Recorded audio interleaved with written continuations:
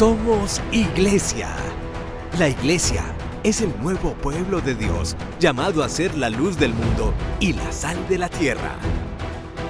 En los vibrantes y vertiginosos tiempos de cambio que vivimos, los bautizados somos los testigos de la vida nueva, de justicia, de unidad y de paz que Cristo nos propone, por la fuerza de la fe luminosa, la esperanza inquebrantable y la caridad ardiente. La Iglesia Católica, cuerpo vivo de Cristo, nos señala la única opción por la verdad y nos presenta el ideal existencial más alto: Jesucristo, modelo de verdadera humanidad y camino seguro de salvación y de vida eterna.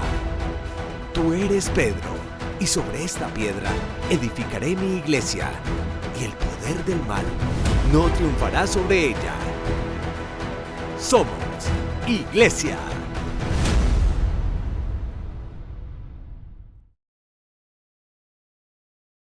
¿Cómo están todos ustedes? Aquí estamos el padre Carlos Yepes y yo de vuelta para presentarles a ustedes noticias y comentarios en torno a los hechos más importantes hoy dentro de la Iglesia Católica.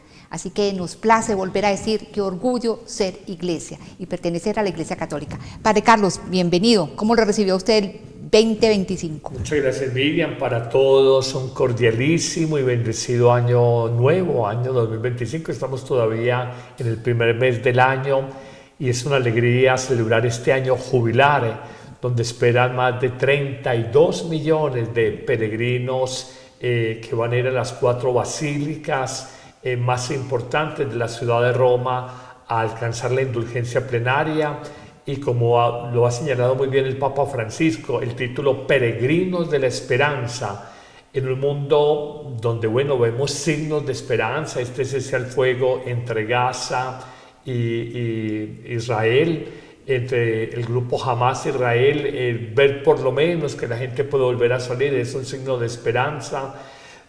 Esperamos que la posición del presidente Trump el día de antier, lunes, traiga para el mundo, por lo menos él dice que va a parar esta guerra también entre Ucrania y Rusia, y hacemos votos para que sea así, de manera que la esperanza es lo último que podemos perder, y esperamos también democracia para Venezuela y que haya de verdad un cambio, una renovación política y democrática en una nación tan martirizada. Padre, y también paz para nuestro territorio, para Colombia. Lo que está pasando en el Catatumbo es demasiado preocupante. Sí, nos hablan ya alrededor de 100 muertos, más de 5.000, miles de desplazados, y la lucha por el territorio de grupos delincuenciales peleándose en los cultivos de la hoja de coca.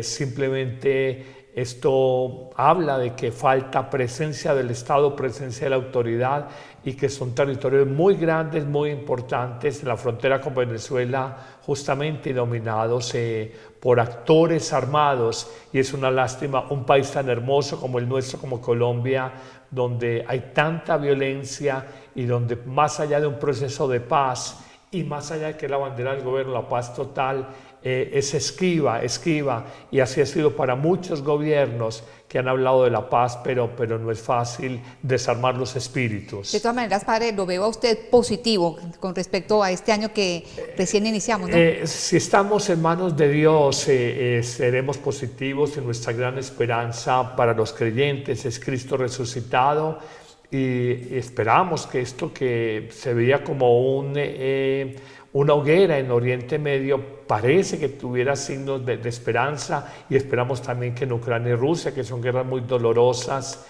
un país invadiendo a otro, que se llegue a buen término y que pare la matanza, porque es que en la guerra se conculcan todos los derechos, solo hay sufrimiento, solo hay pobreza, solo hay destrucción. Bueno, padre, hoy al final del programa, en la sección El Padre Carlos Responde, hablaremos sobre prosperidad. Yo pienso que este es un tema que para estos primeros días cae como anillo al dedo, ¿no? Y todo el mundo quiere ser próspero. De hecho, en las tarjetas históricamente se les ha mandado, dice Feliz Navidad y próspero Año Nuevo. Y hay algo que manejan mucho las iglesias cristianas no católicas, que es la teología de la prosperidad. Y de alguna manera sí hay una bendición siempre de Dios detrás del hombre que lo busca con sincero corazón. Así que no se pierda entonces el final de este espacio para que estén atentos a los interrogantes que han formulado precisamente sobre este tema.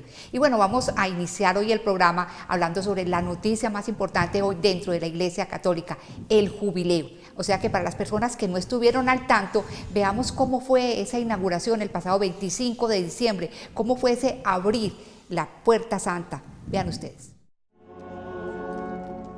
Así ha quedado inaugurado el Jubileo del 2025 con el Papa Francisco abriendo la Puerta Santa en silla de ruedas.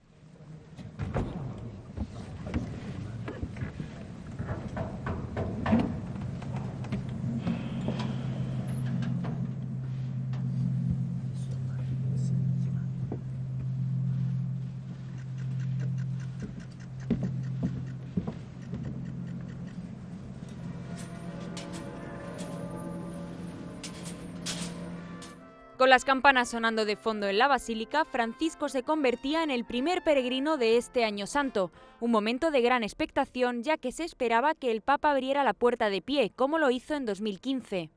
El pontífice de 88 años estuvo resfriado días antes, pero eso no le ha impedido estar presente en esta Misa del Gallo, a pesar de las bajas temperaturas en Roma. De hecho, pronunció una homilía de unos 10 minutos en esta celebración que da la bienvenida a la Navidad. Con l'apertura della Porta Santa abbiamo dato inizio a un nuovo giubileo.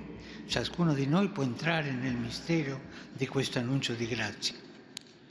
Questa è la notte in cui la porta della speranza si è spalancata sul mondo. Questa è la notte in cui Dio dice a ciascuno: c'è speranza anche per te. Francisco no se ha olvidado en esta misa tan importante de los conflictos que asolan el planeta. Questa è l'indicazione per ritrovare la speranza perduta, rinnovarla dentro di noi, seminarla nelle desolazioni del nostro tempo e del nostro mondo, senza indugio. E ce ne sono tante desolazioni in questo tempo. Pensiamo alle guerre, ai bambini mitragliati, alle bombe sulle scuole e gli ospedali. La misa se ha dado por concluida con Francisco llevando a Jesús al pesebre. Allí un grupo de niños vestidos con trajes tradicionales estuvo adorando al niño. Le llevaron flores y así dio comienzo uno de los días más importantes para los católicos, la Navidad.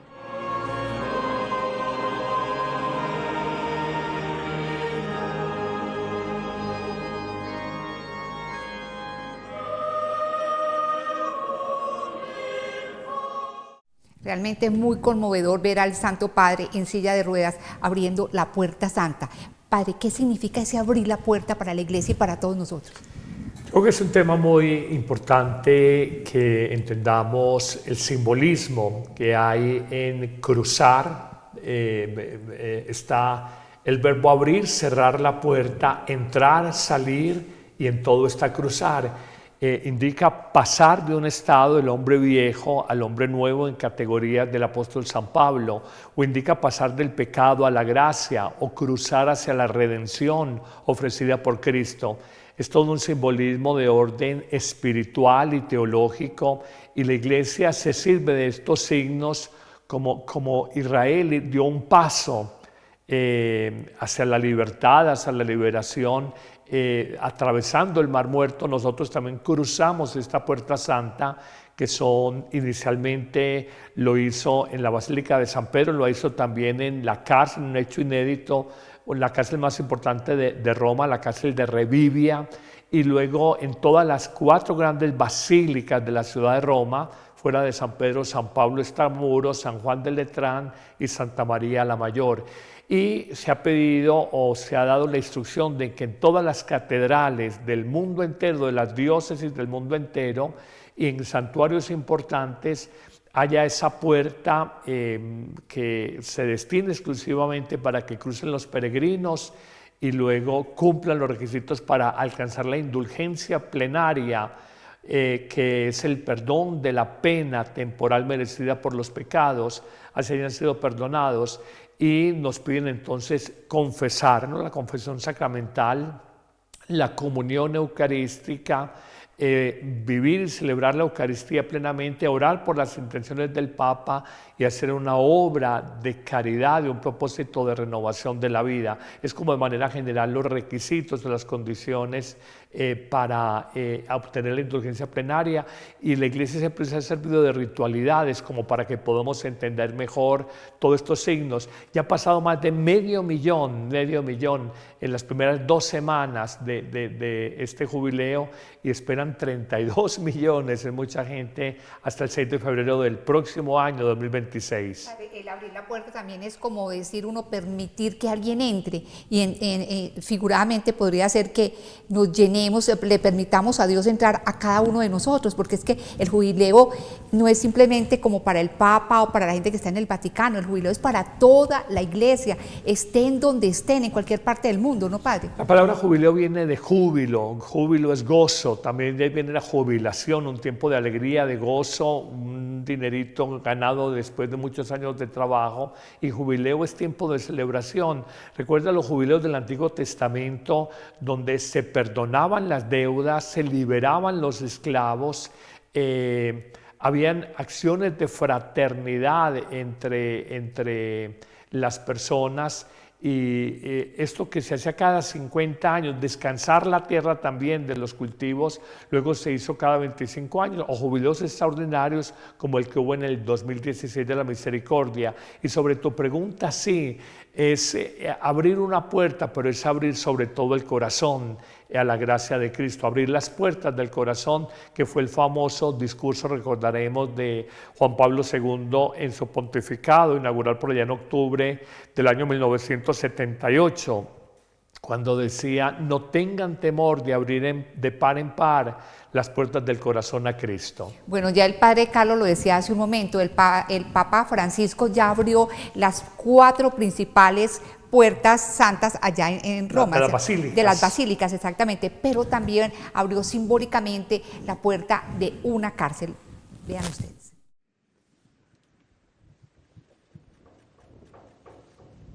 El Papa abrió la puerta santa de una cárcel romana en pie. Al contrario que al inicio del jubileo en el Vaticano, el pontífice de 88 años mostró una versión más enérgica y no se quedó en la silla de ruedas. Francisco quiso visitar una prisión para hablar a los encarcelados de esperanza. I cuori chiusi, i cuori duri, non aiutano a vivere. E per questo la grazia di un giubileo è spalancare, aprire. E soprattutto aprire i cuori alla speranza. Tras la apertura solemne del jubileo, Francisco decidió poner el dedo en una llaga social, el problema de las cárceles, donde en 2024 los suicidios, hasta la visita papal, rozaron los 90 solo en Italia a causa de la saturación y la falta de personal para atenderlas. La prima Porta Santa che ho aperto, San Pietro, l'altra notte. La seconda Porta Santa in questa basilica. Oggi il carcere è diventata una basilica, fra virgolette. Tanti di questi non sono i pesci grossi. I pesci grossi hanno l'astuzia di rimanere fuori e dobbiamo accompagnare i detenuti. Ya en el Vaticano, el Papa se asomó a la ventana de los apartamentos pontificios para rezar el Ángelus con los peregrinos. Desde allí, volvió a pedir que se perdone la deuda de los países más pobres. La questione del debito è legata a quella della pace e del mercato nero degli armamenti. Basta colonizzare i popoli con le armi. Lavoriamo per il disarmo. En ese día se celebraba la fiesta de San Esteban, el primer mártir cristiano, un día que en Italia es festivo. Así es un hecho inédito, no se había dado antes que una cárcel fuera considerada como una basílica. Una basílica, sí, figuradamente.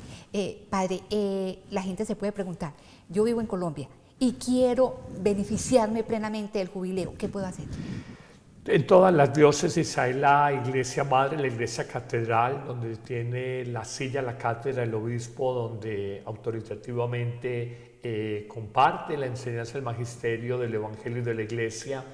y con toda seguridad que están las iglesias catedrales, pero además hay también santuarios donde sin necesidad o sin la posibilidad mejor de ir a Roma, porque todos quisiéramos estar allá, sin la posibilidad económica o material de ir a Roma, podemos vivir en nuestro jubileo y ganar la indulgencia plenaria en este año de gracia, donde estamos llamados, como lo dice muy bien el Papa, es abrir el corazón, pero abrirlo a la esperanza.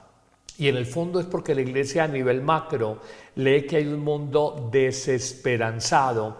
La fe cuando se debilita, la fe es hermana gemela o hermana melliza de la esperanza, dos virtudes teologales. Entonces cuando la fe en Jesús triunfador sobre la muerte por su resurrección, Jesús triunfador sobre el sufrimiento y sobre el mal, se debilita la fe en Jesús, la esperanza de la gente decae y piensa que estamos a merced de las fuerzas del mal, a merced de fuerzas sociales, políticas, cósmicas, si se quiere, descontroladas y que no sabemos cómo manejar la vida. Y aquí es entender que hay una esperanza que no es mera expectativa humana u optimismo humano, sino que es una esperanza más alta, una esperanza superior, que es la esperanza en que Cristo ha vencido todo mal, todo sufrimiento y el supremo poder de la muerte, y eso nos tiene que llenar de confianza y de esperanza en un futuro y en un mañana mejor. Pero recordémosle a todos los televidentes que con respecto a las indulgencias,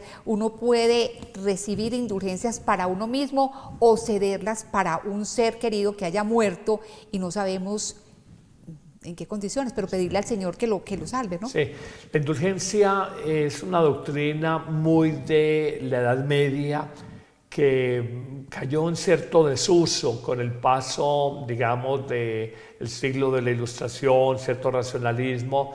De hecho, Martín Lutero, en una de sus famosas 95 tesis colocadas en la puerta de la Catedral de Wittenberg, en Alemania, cuestionaba todo el tema de las indulgencias, pero la Iglesia ha retomado este tema y nos invita a descubrir que esa pena merecida por los pecados, más allá que haya sido perdonada, puede ser exonerado, podemos ser liberados de ella por nosotros o por terceras personas, incluyendo los difuntos, organizando, cumpliendo los requisitos ordinarios para ganar la indulgencia, que ya hemos dicho: la confesión, la Eucaristía sacramental, la oración por las intenciones del Papa, un arrepentimiento sincero y una obra de amor, un propósito sincero de ayudar a transformar este mundo y que no se quede simplemente en una piedad interior, sino en un compromiso humano con hermanos que sufren, que los tenemos muy cerca. Padre, ¿usted cree que si nosotros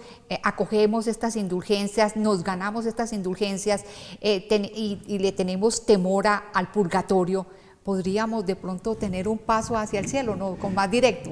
A ver, yo respeto el tema de las indulgencias, pero soy más amigo de que en vida hagamos el bien, de que en vida no hagamos el mal, de que en vida tratemos a los demás como queremos que nos traten a nosotros, de que en vida pidamos perdón cuando hay que pedir perdón, de que en vida practiquemos obras de misericordia, dar de comer al hambriento, dar de beber al sediento.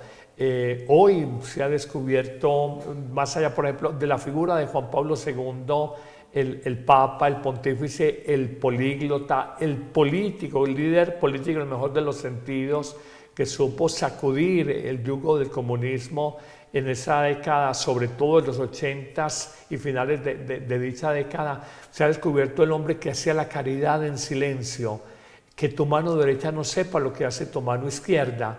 Y yo creo que esa es la vida de cualquier cristiano, no de cualquier santo, de cualquier cristiano, vivir la caridad y no esperar simplemente hago el acto material o las condiciones objetivas para ganar indulgencia, sino que en vida practico el amor, la misericordia, la justicia, que es lo que nos piden los profetas desde el Antiguo Testamento. Bueno, cambiemos de tema, hablemos de las tablas de la ley. Veamos cómo en Estados Unidos se conservan las tablas de la ley más antiguas.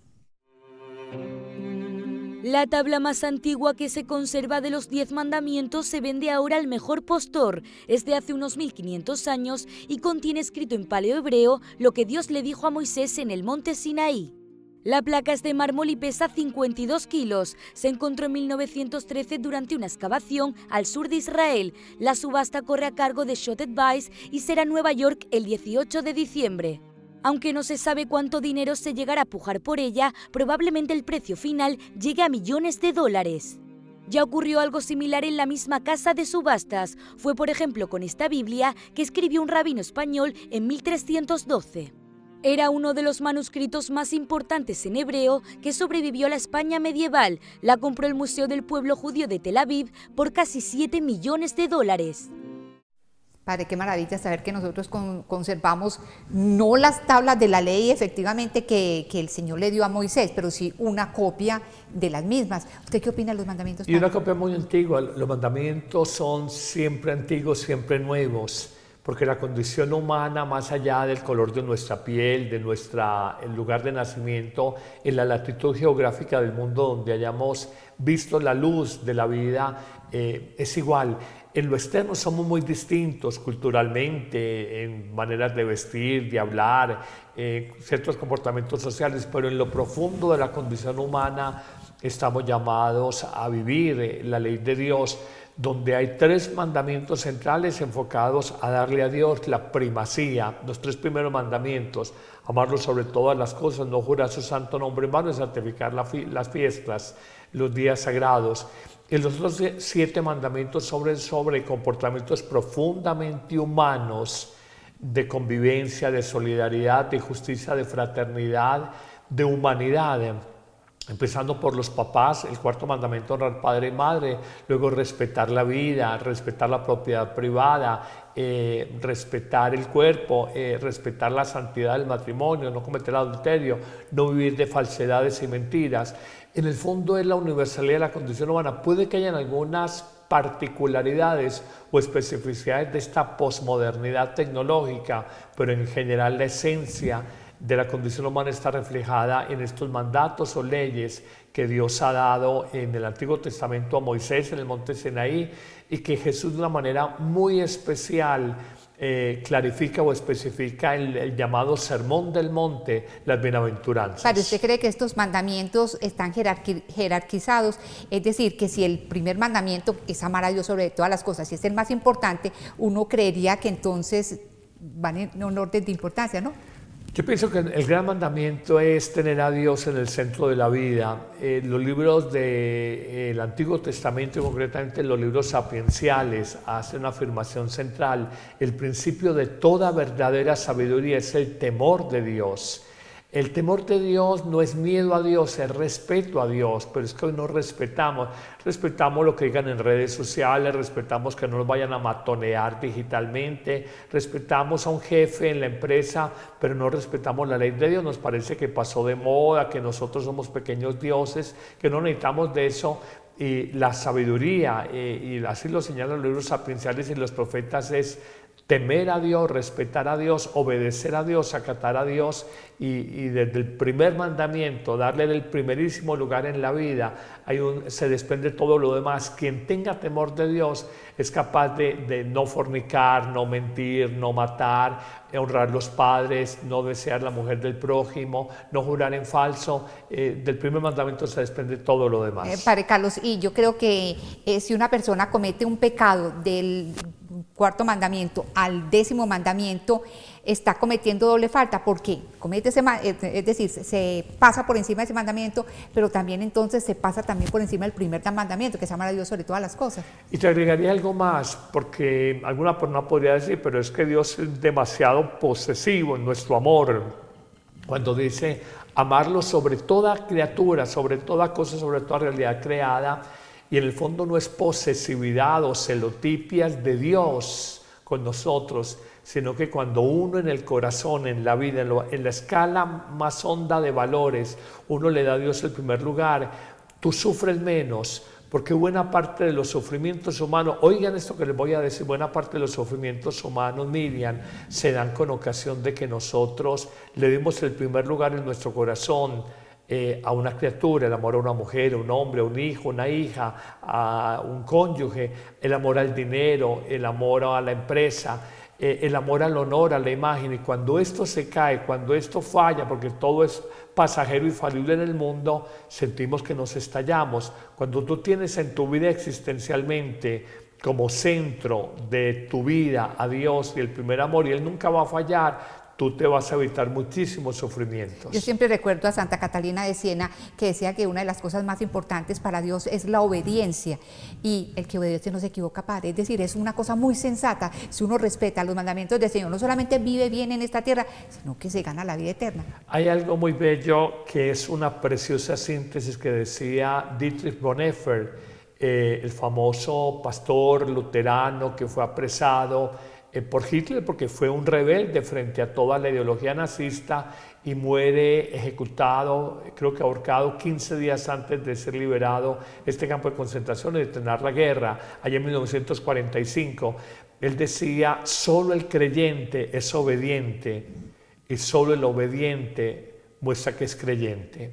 Y eso es verdad, es imposible decir tú eres creyente en Dios si no hay una obediencia, una sumisión, que nos genera libertad. No es pérdida de autonomía ni de libertad, sino todo lo contrario. La obediencia a los hombres genera esclavitud, opresión, lo que hay en las dictaduras políticas de todos los tiempos, pero la obediencia a Dios es un camino segurísimo de libertad interior. Bueno, como dice un salmo, los mandamientos de Dios alegran el alma, ¿no? Los mandamientos del corazón, los mandamientos alegran el corazón y son fuente de paz para la vida humana. Exactamente, son fuente de paz. Pues bien, una persona que vivió los mandamientos de una manera muy especial es el Papa Juan Pablo II, quien tuvo muchos gestos de caridad que hay personas que no conocen. Todos saben quién fue Juan Pablo II. Muchos lo recordarán por sus fuertes mensajes contra el comunismo, por ser el Papa con más viajes apostólicos o por sus encuentros con los jóvenes en las Jornadas Mundiales de la Juventud. Pero los que han trabajado mano a mano con él sí han explorado su lado más desconocido. Es lo que resalta uno de los hombres que colaboró con el pontífice polaco durante más de 10 años. Hoy es el presidente de la fundación que lleva el nombre del Papa. Creo que nunca se ha hablado de sus obras de caridad porque él tenía ese pensamiento de que no sepa la derecha lo que hace la izquierda. Así que hizo mucho bien a la gente del mundo, pero en silencio. La relación entre la fe y la razón fueron clave en el pensamiento de Juan Pablo II. De hecho, una de las polémicas más sonadas sobre esto fueron los juicios contra Galileo. La Inquisición lo hizo retractarse públicamente de defender la teoría de Copérnico. Los expertos señalan la valentía del Papa polaco para buscar la verdad. En 1992, Juan Pablo II asumió las conclusiones de una comisión que él mismo instituyó para estudiar este caso. Las conclusiones fueron admitir los errores de la Iglesia en este caso y renovar pues, el compromiso entre ciencia y fe, mantener pues, cada una en su sitio, el reconocer pues cómo los teólogos que juzgaron a Galileo se equivocaron precisamente admitiendo como doctrina de fe una teoría que era el geocentrismo y cómo Galileo pues había acertado en la interpretación de la Sagrada Escritura. En fin, todo esto pues el Papa asumió digamos la valentía de no tener miedo a la verdad, ¿no? Este y otro fueron algunos de los temas que se trataron en la primera edición de las Jornadas sobre San Juan Pablo II en Roma. Participaron 3 universidades pontificias. La misión era redescubrir el pensamiento de uno de los hombres que marcó la historia contemporánea de la Iglesia. Usted es un admirador del Papa Juan Pablo II y seguramente sabe que los aportes que él le hizo a la Iglesia son muchísimos, entre otros la creación de Cáritas, ¿no? Así es un récord man, un hombre de registros indiscutibles. Juan Pablo II es uno de los pontificados más largos, más fecundos, 27 años y medio, registro en viajes apostólicos, registro en número de canonizaciones y beatificaciones, registros en la cantidad de multitudes que reunía, 6 millones de personas a la manera de cualquier rockstar, estrella de rock, el fundador el Papa de la Familia, el fundador de la Jornada Mundial de la Juventud, y en este ámbito de la caridad, la famosa organización Cáritas, que están en todas las diócesis del mundo y que buscan precisamente esa dimensión de la caridad que es la expresión más creíble y más visible del Evangelio, porque a veces la gente no entiende el Evangelio simplemente como palabras, como mensaje sabio, sino que lo entiende como acción concreta de justicia frente a los demás. Exactamente, no es una caridad populista, sino que es una caridad que proviene de adentro, del corazón, de Dios. Y hay algo más profundo, hay la caridad humana, la del filántropo, y es la caridad cristiana, la del creyente. La caridad humana es un poco lo que vemos en Europa. Venimos de la Revolución Europea de 1789, los postulados de libertad, igualdad, fraternidad, pero ya cuando vemos tanto inmigrante del norte de África, de Oriente Medio, ya Europa empiezan los partidos xenofóbicos, las leyes anti-inmigración ser muy severas. Entonces es una caridad hasta cierto punto limitada. La caridad cristiana es una caridad donde uno es capaz de desacomodarse.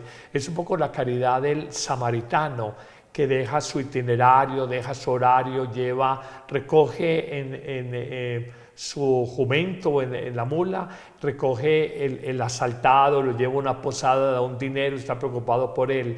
La caridad cristiana tiene una dimensión mucho más profunda de heroísmo y de entrega de la vida, no una caridad calculada. Muchas empresas hacen caridad por lavar su imagen social o el balance social de una empresa.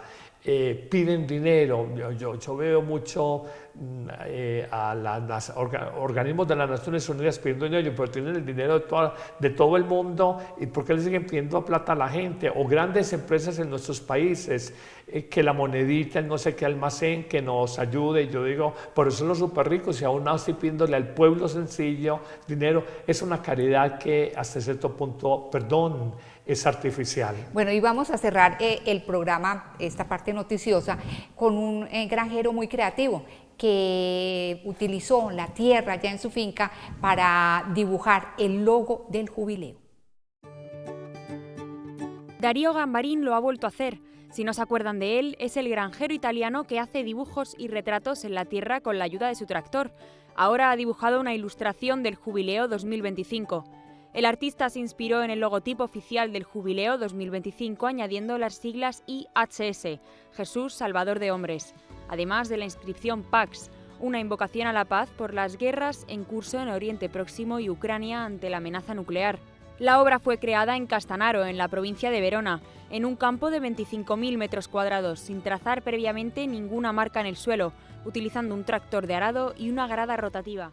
Padre, como se dice, nos quitamos el sombrero, qué hermosura, ¿no? Qué belleza, y desde un dron, 25.000 metros cuadrados son un poco más de 4 cuadras, o son 4 cuadras exactamente, y como hace un boceto y luego con el tractor va haciendo esta maravilla. Mire qué expresión tan bonita de la fe y qué sentido religioso el que tiene este granjero allá en Italia, y en buena hora por esas iniciativas que promueven paz y llevan un mensaje al mundo. Bueno, Padre Carlos, ahora si le parece, iniciemos con la sección El Padre Carlos Responde. La primera pregunta. Padre, mi esposa todo el día, todos los días, se queja de que somos demasiado pobres y ve la pobreza como un castigo de Dios. Y últimamente le ha dado por decir que deberíamos ir a una iglesia protestante, pues allá hablan de cómo obtener prosperidad económica. ¿Qué sabe usted de esto, de la teología de la prosperidad, y si será eso cierto? Sí, es verdad que en muchas de las iglesias evangélicas, cristianas no católicas, protestantes, esa idea de Dios simplemente es para prosperarnos. Con todo cariño, hay algo de verdad y hay algo de engaño en esto. Esto es cierto y es falso. Dios nos bendice claramente y el Antiguo Testamento, el judío entendía la bendición de Dios dándole muchos hijos, descendencia abundante, largos años de vida, no una vida corta, y bienes materiales, tierras sobre las cuales cultivar, tener dominio sobre el mundo. De manera que esto no es falso del todo, pero sí tiene cierta falsedad cuando tenemos una mirada utilitarista de Dios. Lo busco para que me dé riqueza, lo busco para que me saque de la pobreza, lo busco para que me dé empleo, lo busco para que me gane una lotería. Es una mirada un poquito utilitarista y lo digo con mucho cariño. Un sacerdote o un pastor en una iglesia protestante que solamente hable de la teología de la prosperidad y prescinda de la cruz, que está en el centro mismo del mensaje cristiano, es un vendedor de humo, es un vendedor de ilusiones, porque claro, Dios bendice, pero la cruz está en la quinta esencia del mensaje de Jesús, tanto que Él no una, sino 3 veces hace anuncio de su propia pasión, crucifixión, muerte y posterior resurrección. O sea, padre, uno no puede decir que prosperidad es sinónimo de dinero, de tener muchos bienes, ¿no? Vamos a decir algo que la gente a veces le cuesta entender. En los sufrimientos y adversidades de la vida es cuando más hemos crecido interiormente, cuando más hemos crecido y madurado espiritualmente. Uno no madura si todo es prosperidad económica, prosperidad laboral, prosperidad profesional, prosperidad financiera, porque te vuelves un vanidoso, un endiosado, un autosuficiente y te olvidas de Dios. La frase de las abuelas que tiene algo de asidero en la Biblia: no me des tanto que me olvide de ti, no me des tampoco que me desespere y dude de ti. Es pedir el pan de cada día, pero no pedir el mercado y los bienes para toda la vida y 10 vidas más. Exactamente, exactamente. Bueno, segunda pregunta. Padre, al final del año pasado estuve escuchando un programa radial donde la presentadora decía que uno debe decretar todos los días la prosperidad a todo nivel en la vida, incluyendo la parte económica. Según esta persona, uno recibe todo aquello que piensa o quiere, si pone toda su voluntad en esto. Eso suena atractivo, pero yo veo la prosperidad como una gracia gratuita de Dios y no como algo fruto de la sugestión y el pensamiento. ¿Usted qué opina? Yo creo que hay verdad y mentira en esto. Es cierto y es falso, en la misma línea de la primera pregunta. Y es, Pablo dice: cambia tu manera de pensar para cambiar tu manera de vivir. Una persona que piensa siempre negativamente, que se mira con una baja autoestima, así lo mirarán los demás. De manera que el pensamiento sí tiene poder, no podemos decir que no, sobre la vida.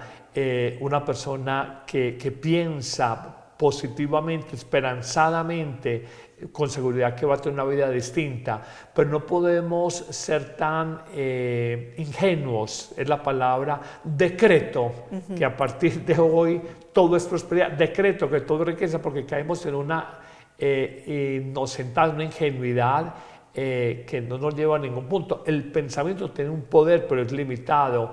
Hay mucha gente muy positiva para pensar, pero en hechos concretos le ha ido mal o ha sido fracasada. En sentido contrario, gente a veces un poquito pesimista y les ha ido bien.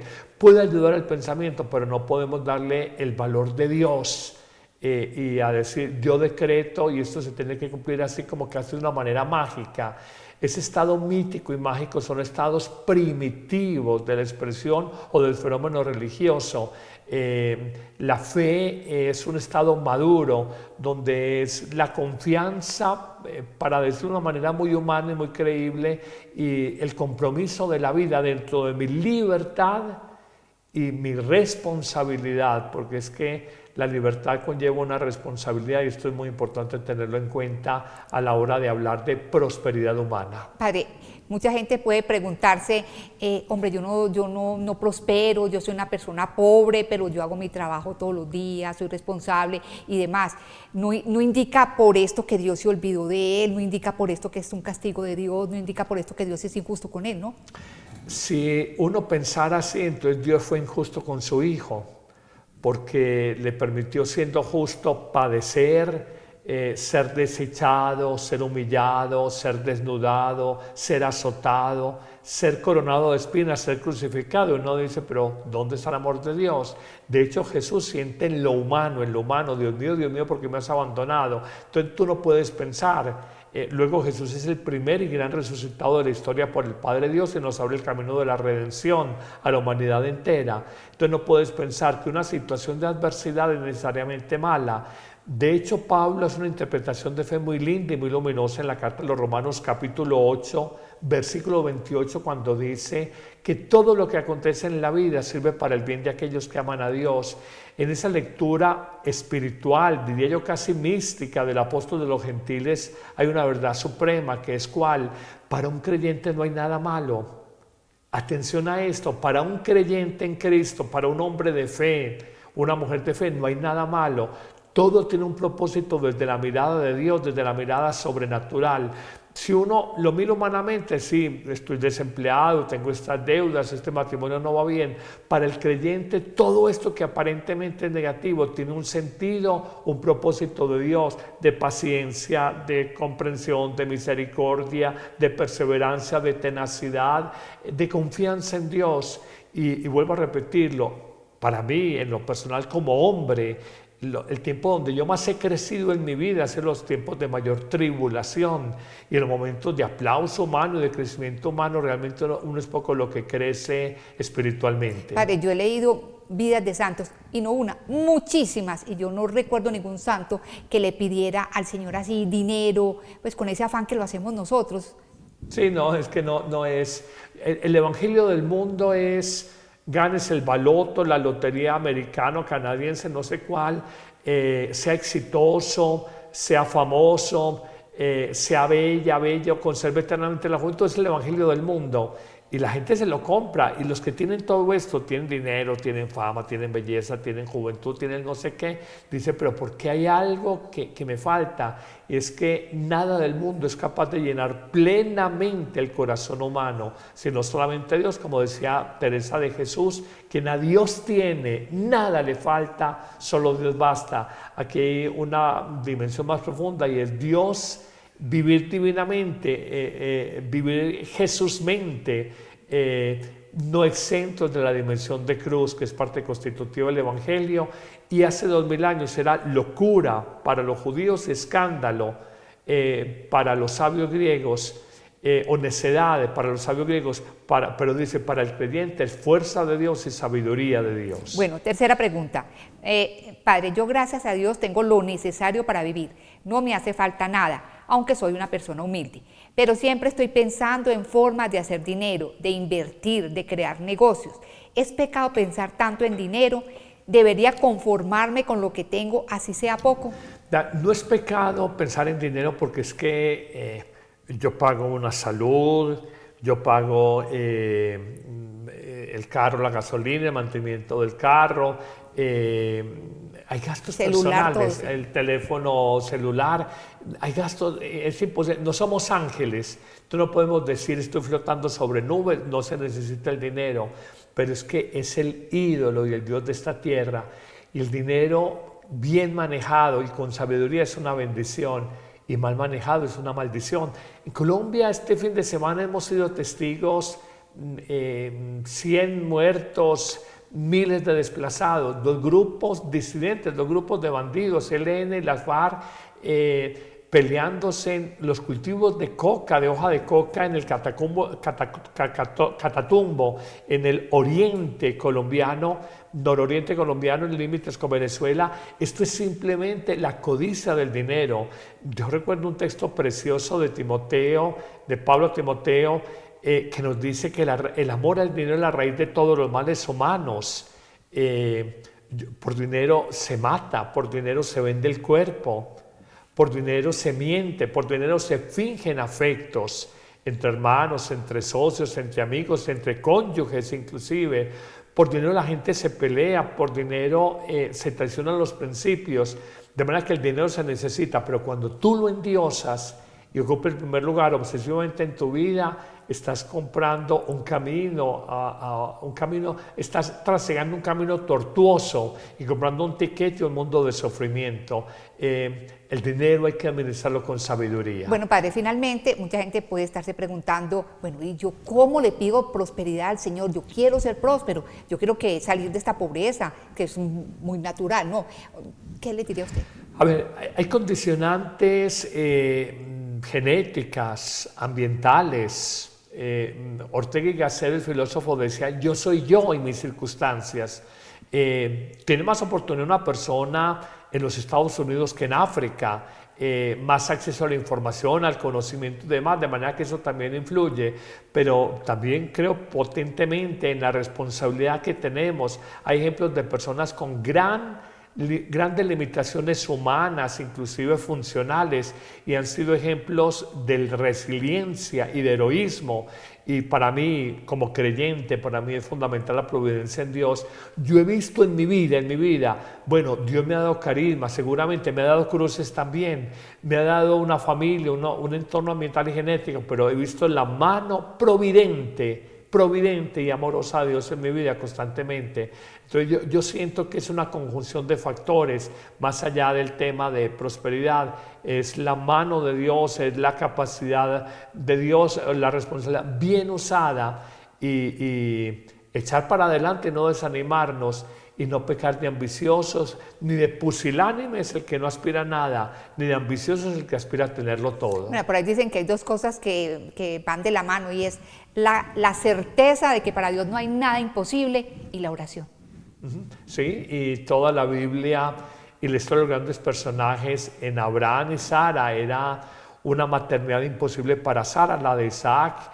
En la Virgen María es una maternidad imposible, en su pariente Isabel es una maternidad imposible, por anciana y estéril, pero cuando hay fe y una oración de fe, Dios hace posible lo imposible. Bueno, Padre Carlos, muchísimas gracias por todo su acompañamiento y su asesoría en el programa. También agradecemos a ROM Reports por sus servicios, a MIN Comunicaciones y a ustedes que tan amablemente nos acompañan semana tras semana. Los invitamos en un próximo Somos Iglesia. Que estén muy bien. Miriam, y una cuñita antes de despedirlos. Estamos en la semana de oración por la unidad de los cristianos, que es una semana ecuménica de diálogo con los hermanos separados, y oremos para que busquemos más lo que nos une, la paz, la justicia, el amor, la fraternidad, que aquello que nos divide, que a veces son pequeñas diferencias doctrinales que no tienen sentido. Oremos por la unidad de los cristianos, paz y bien para todos y un buen día en el Señor. Que estén muy bien.